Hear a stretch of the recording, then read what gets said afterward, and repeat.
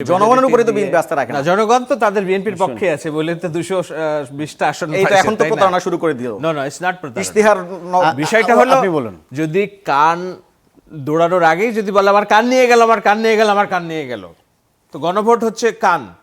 তো কারা চিৎকার করছে যে আমার কানটা নিয়ে গণভোট নিয়ে গেছে, গণভোট নিয়ে গেছে, গণভোট নিয়ে গেছে। আমরা তো গত 4-5 দিন এটাই শুনছি। It's a panic.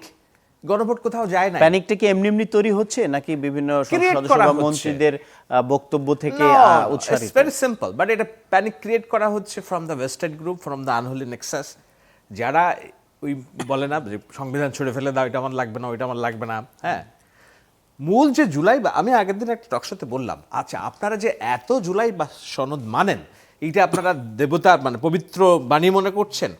এখানে তো বলছে আপনি 5% নারীদেরকে মনোনয়ন দিতে, আপনার দলের একজন, আপনি দেখছেন সংসদে গিয়েছেন, জামায়াত ইসলামীর ওই যে শাড়িটাকে আপনি দেখছেন, ইট লুকস গুড, নুরানি চেহারা, সব দাঁড়িয়েলা মানুষ আমাদের আইয়ুবী ভাইয়ের মতো, not a single women in that কাতার। তো আপনি তো সংস্কারের মূল জিনিস আপনি বলছেন যে 5% নারী এনশিওর করতে হবে, আপনি আনেন নাই কেন?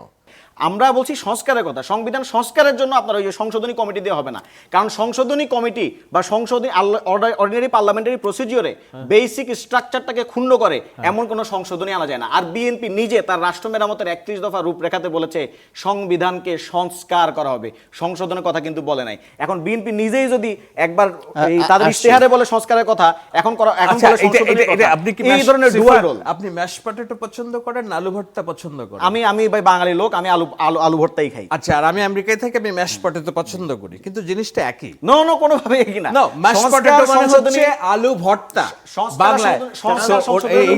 আচ্ছা, আমরা এই আলোচনায় যদি একই হয় তাহলে সংস্কার করতে অসুবিধাটা কোথায়?